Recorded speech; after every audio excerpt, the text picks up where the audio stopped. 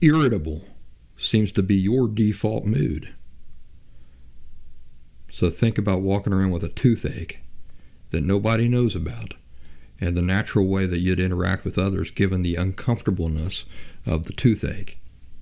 Telltale sign that you're not happy. Content people aren't walking around irritable all the time. If you catch yourself walking around irritable all the time, just like depression, that's another time where you have to stop and say, why? Why am I irritable? What thoughts am I playing into that are contributing to this? Remember, we have control over our thoughts. I cannot overemphasize that. That can never be overemphasized. You have full control over your thoughts. But not only that, you have full control over how you choose to think about a thing. Right? So I can look outside and I know, it's a rainy day. Gosh, that's depressing. Boy, it makes me think of death. It makes me think of all these, even seasons, right? It's winter. It makes me think of growing old, like the winter of my life and all the things I haven't accomplished, never will accomplish. Do you see how you're choosing there not only what you're going to think about, but how you're going to think about it? Now, let's talk for a second about how you think about a thing. Is there anything inherently depressing about the rain? No, there's nothing innately or inherently depressing about rain. It all depends on how you choose to look at it. When you think about playing in the rain as a kid, splashing around in the mud puddles, when you think about how it supplies the earth with everything it needs, how beautiful it is to sit by a window on a gray, dreary day with a cup of hot tea and a good book, or in a Starbucks, and to be sitting right by the window with the rain drizzling down the window. You see, that's what I'm talking about how you choose to think about a thing. You can choose to think about it in a depressing, dreary, sad way, but it's your choice.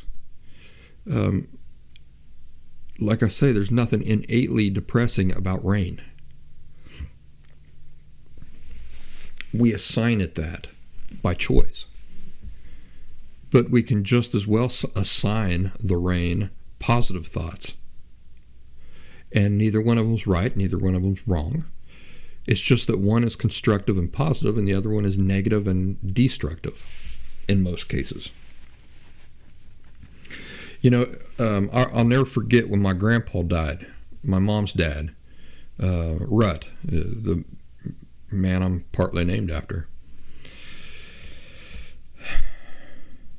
The day of his funeral and his wake was the most glorious fall day I think I've ever experienced. Beautiful blue skies, all the leaves, oranges and reds and all different colors of the rainbow, blue. I remember being out in the cemetery on that beautiful fall day and thinking how odd it is to be having a funeral, to be watching them lower my grandpa into the ground on such a beautiful day. But is there anything odd about that at all? There's nothing odd about that at all. It's not like people only die on rainy days, or that rainy gray days inherently signifies or represents death. You know what else signifies and represents death? Sunny, gorgeous blue days in the fall. That's something to think about. The emotional sides of us associate colors with feelings. And, you know, we associate like rainy days with certain feelings and blue, beautiful days with certain feelings, but they're not inherently linked. We assign them that. We imagine that within ourselves. We connect the two things when there is no connection.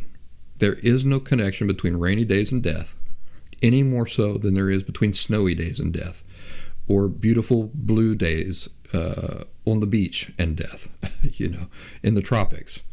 There is no inherent relationship between those things. Pay attention to how you're choosing to think about things, and